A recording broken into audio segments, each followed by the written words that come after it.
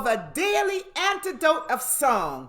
One more day where we get to share joy through song and information and connect and just have a good time. For all of our Facebook friends who joined us, if this is your first time, don't let it be your last. We come this way every day of the week, 7 days a week at noonday, just to share a little joy through this, what we're calling the daily antidote of song. I'm Kathy Bullock, coming to you from Bennington, Vermont, Bennington College. And I'm delighted to introduce to you our special guest today, the magnificent Nora Rhodes. We'll tell you all about it. And also the fantastic Jennifer Cutting and Stephen Winnick, who are also with us. And we have phenomenal Katie, who's doing our tech today. And all this brought to you by Carpe Diem. And so I will remind you that all of this we share with you, and we're delighted to receive your donations to help this work keep going on, because it, baby, is phenomenal. Okay, the first thing I get to do is say hello to all of our Zoom folks who are here with us today. And it feels like family, and I'm so happy to see you. So, with that in mind, Arlene, welcome from Berkeley. Rosalie from Michigan. Deli, so good to see you. Dan from Vienna. Susan G. Trish, good to see you. Mabel and your bears. It's okay now. Mabel, they're here. All right. Brian, good to see you. Sherry, New Hampshire. Carolyn in Boise, Carolina. Gloria in Minneapolis. Oh, that is too cute. Kate in Charlottesville. Joy, Tacoma Park. Kevin, so happy to see you. Oh my goodness, you're looking better. Christina and Bob in Rockville. Susan in Seattle. 703, stay 703. Whoa, Gary in Massachusetts. My friend Gary, Jamie, Victoria, Kathleen in Albuquerque. Now I'm going on to my second page because we have other fabulous folk. Cliff in Vermont, you're here where I am. Karen in Oregon, Kathy in Virginia, Bonnie in Boise. Hey, Jane in Texas, Fred in Silver Spring, Jim in New York City, Nancy's lovely cow, Julie in Ontario, Ruth in Birmingham of the United Kingdom, Storm, oh my God, that dove is beautiful, Anne in Maryland, where's that? Amanda Miles, oh yes, you're reminding us, thank you, it's day 703, can you believe that? Phenomenal. Ralph in Victoria, Hoda, so good to see you and your beautiful eyes. Janet in Atlanta. Jane Rhodes, hey. Curly Times, living in the family. Trish, good to see you. Cricket, hey. Aloysius is here. His video's not on, but we're so happy to have him. Hindi, Becky, Carolyn, Kristen, and Louise. And there are others here. I think Lynn, Joni, Susan, Kate, the Wanderer, Sandy, Robert, Loriana, Janet. Did I get you all? Carol and Eston. So, if I didn't catch your name, I will at the end because we get to do it again. Welcome. Take a big breath with me. Because we can. In spite of the craziness that's going on in our world. And because of that, let us all just embrace this fact that we take a moment to be, to share, to enjoy and uplift each other and inspire as we continue to move on and to help work and fight and do whatever it is to make this a better world. Now today, we have Nora Rhodes. Yes, I'm telling you, Nora Rhodes, she is not 5, 6, 7. This is a wonderful young lady who is going to be sharing with us. This is not her first time sharing with us. And I met her and I didn't realize it or saw her in Augusta Heritage in the camp and when she was 10, I think 11, and then 14 when she was at Swananoa singing camp. This young woman is an aspiring ethnomusicologist.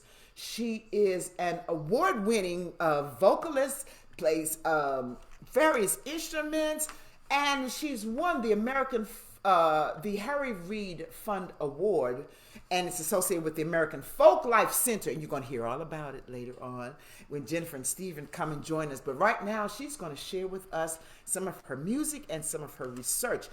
Give a big welcome to Nora! Woo! Take it, Nora. All right. Thank you so much, Kathy, for that introduction. And I'm very excited to be back and to be able to sing with all of you today. But first, I wanted to share a short presentation to introduce the song that I brought and also the two women that I wanted to focus on today. So, okay, can everybody see that? Okay, perfect. All right, so today I've brought a song and a little bit of the story of Emma Hayes Dusenberry and Sydney Robertson Cowell. Emma was an elderly blind widow living in the Arkansas mountains about a century ago, and Sydney was a folk music collector working for the Resettlement Administration. In December of 1936, they spent 3 days together recording some of Emma's treasure of songs.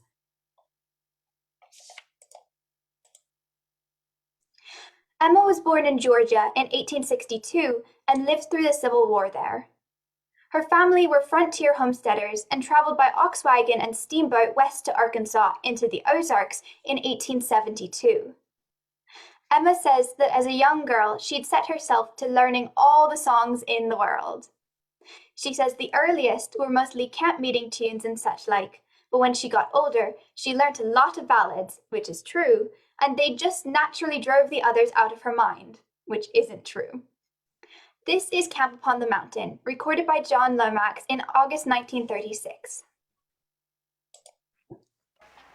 We will camp upon the mountain, we will camp upon the mountain, we will camp upon the mountain in that great day.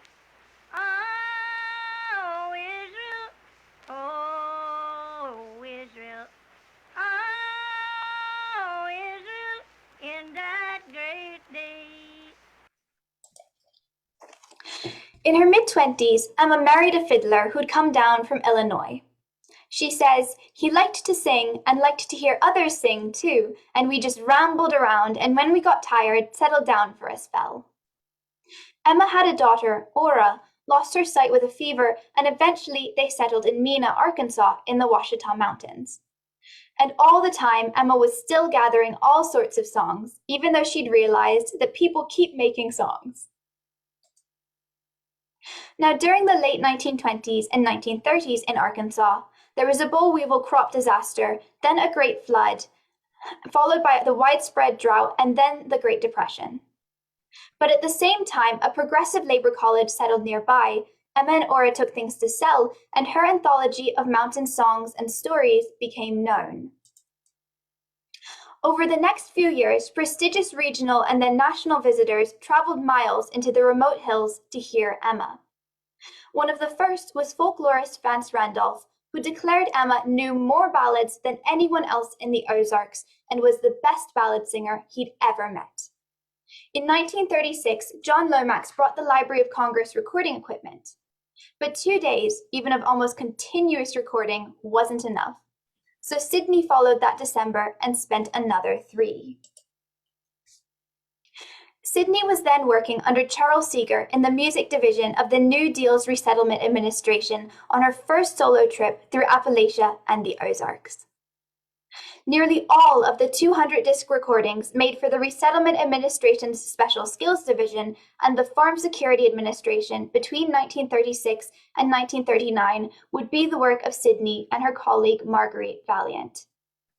At the end of December, Sydney made it to Emma and spent the next 3 days recording 43 songs: children's, spirituals, ballads, Civil War, prohibition, labor, and satirical songs. And it is clear in her recordings of Emma that they were getting on, as their conversation and shared laughter can often be heard. The recordings of Emma made by John Lomax and Sydney Robertson Cowell in 1936 are housed at the American Folklife Center of the Library of Congress, and the rest of Sydney's collection can be found at the Library of Congress Music Division. Emma Dusenberry provided some of the earliest and most important folk material collected from the Ozark Mountains. And because of the connections between her many visitors, Emma's songs became part of the early folk revival publications and recordings of John and Alan Lomax, Pete Seeger, Woody Guthrie, the Weavers, and others. The song I brought for us to sing today is Frog Went A-Courtin, a lilting, if ultimately tragic, children's song. You've probably heard a version, as there are many. As is common with the songs in Emma's collection, this one is unique and full of the delight music held for her throughout her life.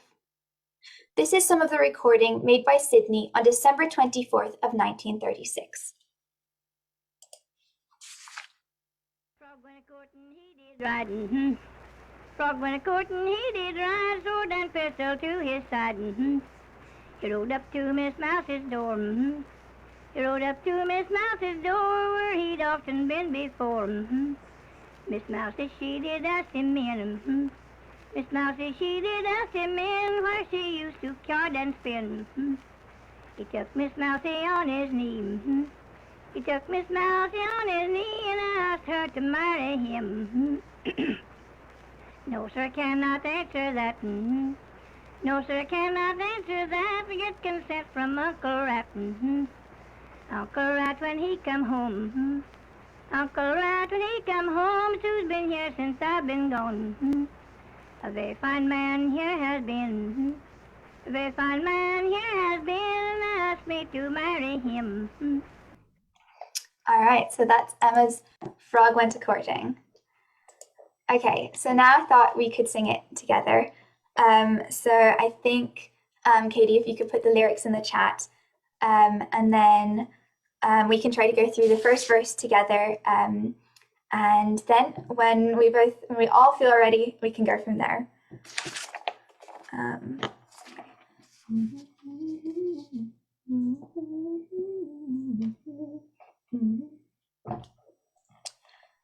Okay, so why don't I sing the first verse and then we can all try to sing it, and then maybe we can try to sing it again. And just so that it's clear, I wrote out the first verse the way that the pattern goes, and then I just wrote the different lyrics for the rest of the verses. So the first line does repeat, and the mm-hmm comes at the first line, and then after the pair of lines it comes second. So.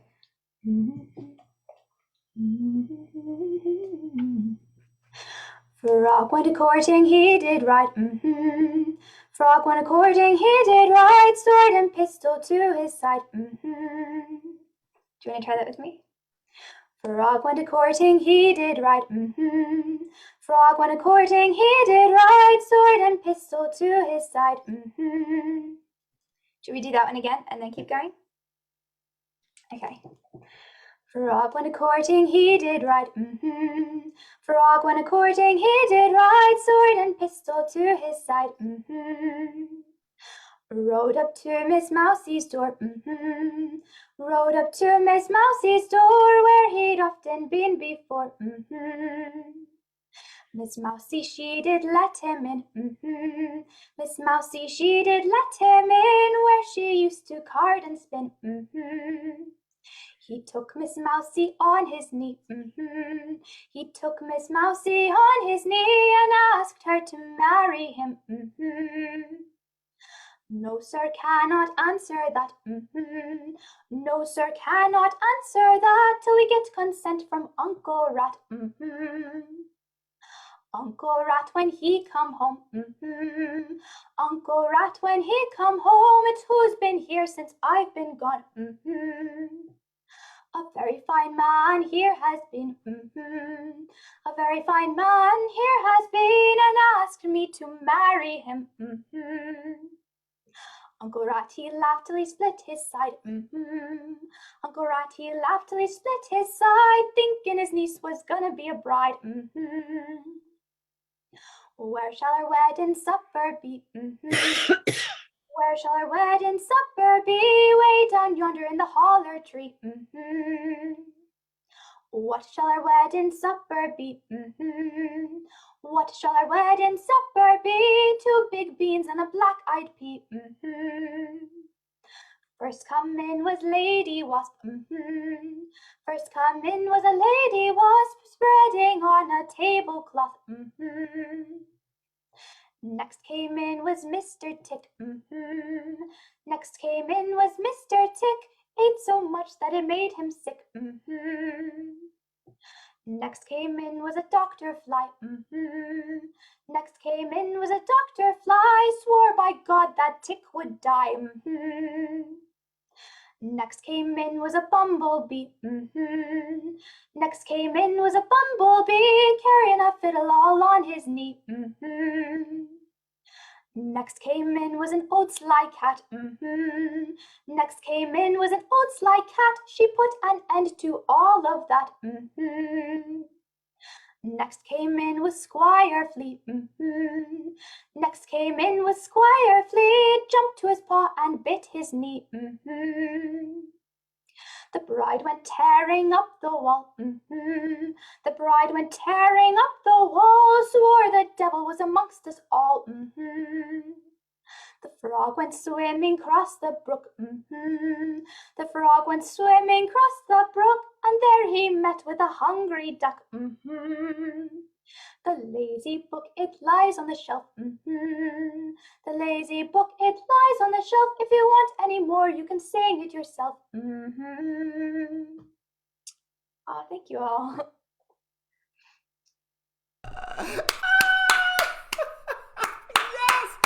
You can sing it yourself. If you want any more, I love it. You know, I grew up singing this song, Nora, and I thought that was a jamming song. But we just had a little bit. From corn, he did right. That's all when the corn, he did right. With the sword and a pistol right by his side. Yeah, honey, we were and all the way through. That's so wonderful. Oh my God. In case you all don't know, Nora was here, I think, during the summer, but she hasn't been here since because she happens to be a first-year student at Swarthmore College. I just thought I'd add that. But, among her many other things that she's doing. And this was really a superb presentation that you gave and beautiful singings. No wonder that you are the Henry Reed Fund Award. And there's more involved in that. So I want to bring in, you're a scholar already, baby, and you're just doing, fire. So I would like to bring in now Jennifer Cutting and Stephen Winnick. Hello to you and welcome. Hi, everyone. Kathy, hello, everybody.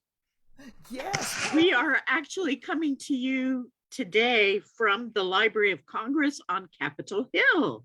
Oh, Yeah, wow. we Hence, I'm sorry, Figgy would have really enjoyed that verse about the cat, Nora, but he's at home in Tacoma Park, and Right. Steve and I are at the Library of Congress today. So I just wanted to Make the say a record word play. about the Henry Reed Fund Award, Yes, which yes. Nora is our most recent awardee. She won it in 2020 because it's an award that's offered every 2 years. The deadline for the award every year is March 7th or roundabouts. And this fund was established in honor of a great old-time fiddler called Henry Reed. And this old-time fiddler was the mentor and teacher to the American Folklife Center's founding director, Alan Jabbour. Did anybody ever meet Alan Jabbour or hear him play the fiddle? He was a great old-time fiddler. Of course, Steve. And people raised their hand that had seen it. Yeah. great. Well, when Alan retired, he wanted to establish a fund in memory of his mentor, this wonderful old-time fiddler, Henry Reed. So he established a fund to provide small awards. It's about $1,000 to $2,000 to support activities that directly involve folk artists.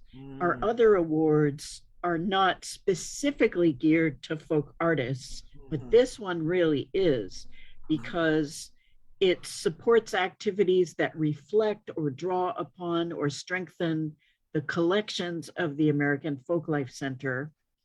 And there's a special website, there's a special page on the American Folklife Center website Alan documented the life and work of this old-time fiddler, Henry Reed. And you know what? Steve, can you type that into the chat? the Henry Reed fiddle I- tunes of the old frontier. Yeah, give me just a second. You keep talking, I'll find it. So yeah, I don't want to go on too long about this, but I want to encourage everyone out there who has the kind of project that Nora is doing. She got her Reed Fund Award to increase awareness and accessibility of our holdings related to Emma Dusenberry that you just heard about. And as Nora told you, Emma Dusenberry's song repertoire was documented very well by John Lomax and Sidney Robertson Cowell and Vance Randolph and others. But what Nora's going to do is spread the good news about this amazing collection to the whole world. Isn't that and exciting? She's Oh, yes. preparing a scholarly paper, but because she's a musician as well, she's a great singer, and as you just heard, and a banjo player, and she is going to create a performance piece centered on Emma Dusenberry's songs for use by scholars and traditional singers and musicians and the general public. And Nora is actually going to be presenting on this at the International Council for Traditional Music in Lisbon, Portugal this summer. Fabulous. You want to say anything about that, Nora? Well, I have to say, actually, I'm presenting on the Eloise Hubbard Linscott collection. Oh, that's right. You're doing Linscott at ICTM. Yes. Where are you presenting on Emma Dusenberry? Well, I presented on Emma Dusenberry last term at the Traditional Song Forum, and so I'm currently preparing a book chapter based upon the presentation to be published. Right. And what about the performance piece of the Henry Reed Fund Award? That I'm planning to work together some of the songs and make sort of an accompaniment piece for some of the scholarly work.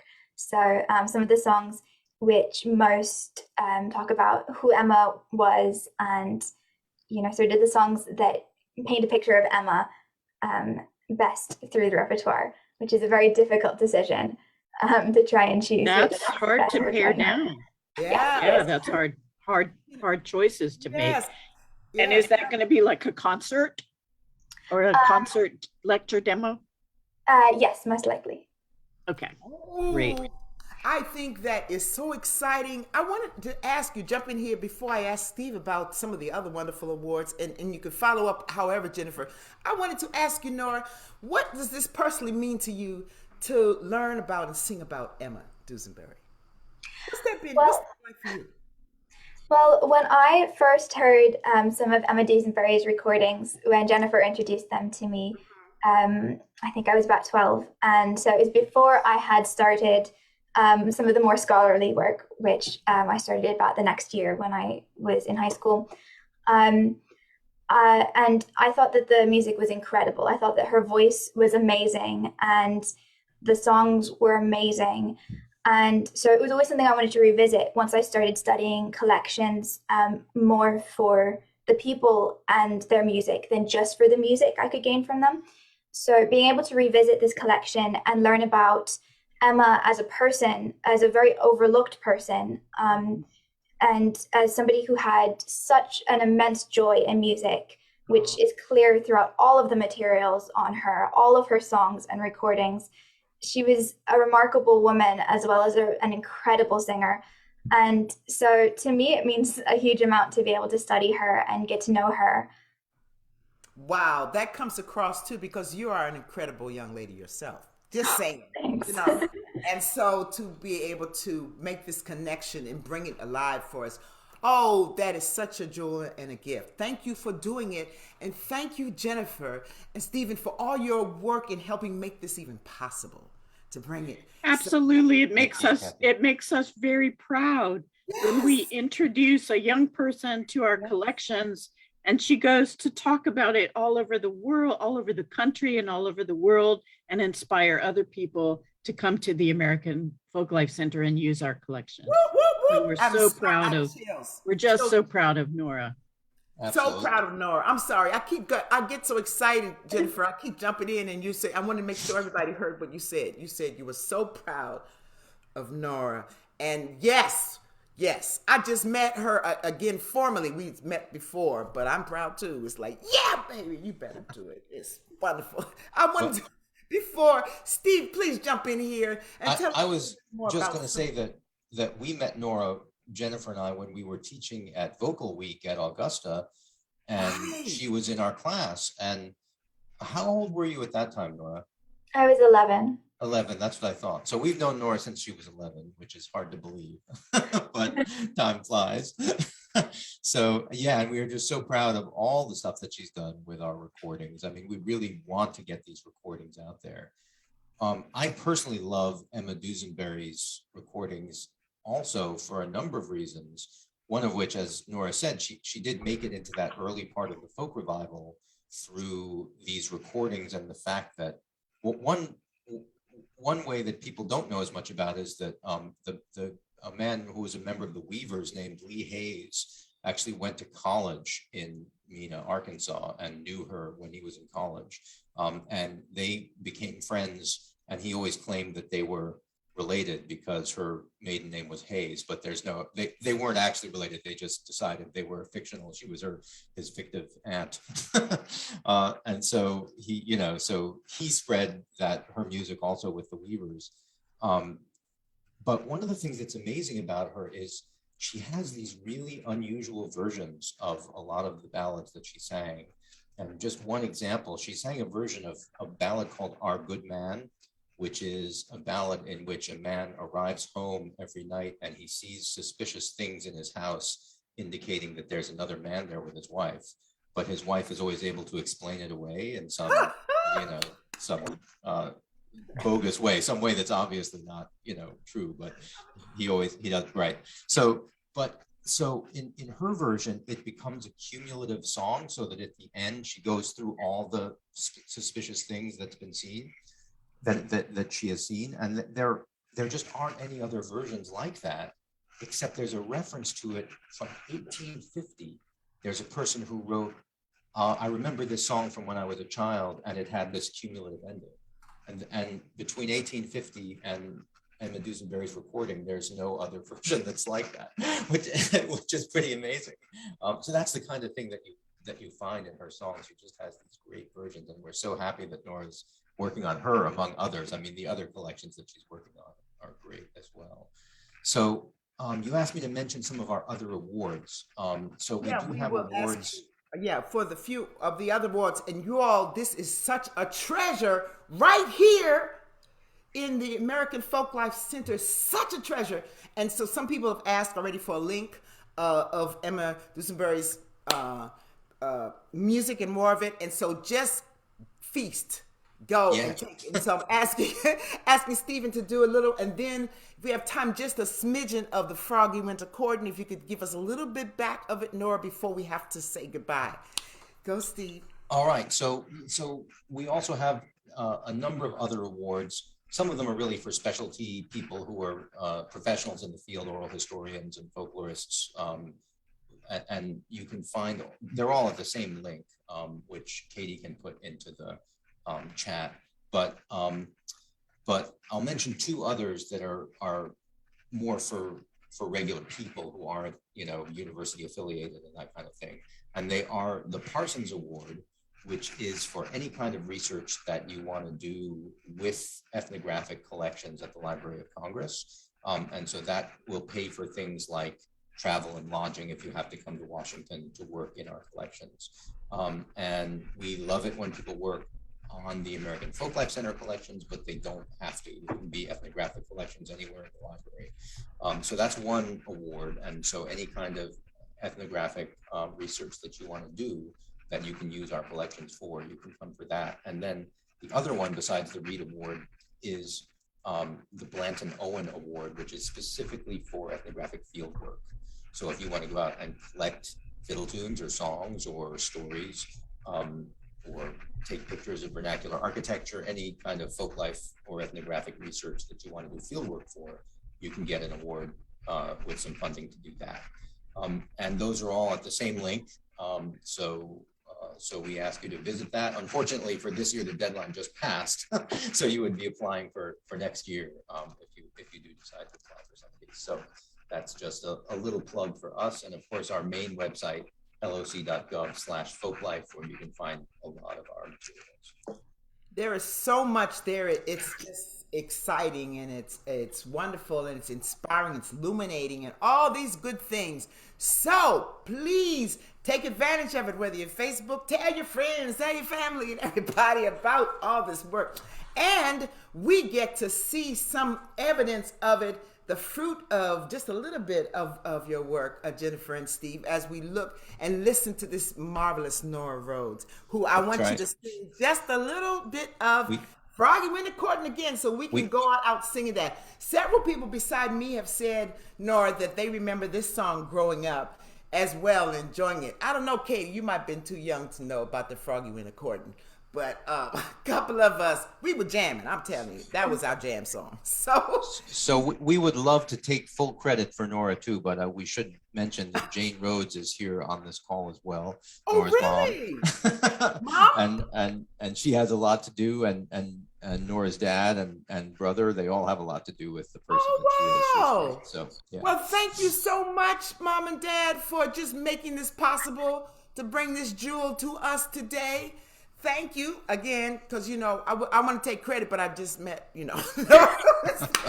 We all do. We all love you. Right. So, one more time, tell us, Nora, just a smidgen of it. You all can go and find more, and then we'll have to move on to the rest of our day with joy, thinking about the power of Emma Dusenberry, the phenomenal work that's being done at the American Folklife Center with and Jennifer and Stephen as they continue to sow these in seeds, and Nora, just the first year at Swarthmore, you just starting out there. It's just watch out, world. That's all I'm saying. She's already, you know, like flying.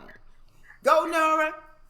All right. Well, thank you. And let's sing the first few verses together again. Frog went A-Courtin, he did right. Frog went A-Courtin, he did right. Sword and pistol to his side. Rode up to Miss Mousey's door. Rode up to Miss Mousey's door, where he'd often been before. Miss Mousy, she did let him in. Miss Mousy, she did let him in, where she used to card and spin. He took Miss Mousy on his knee.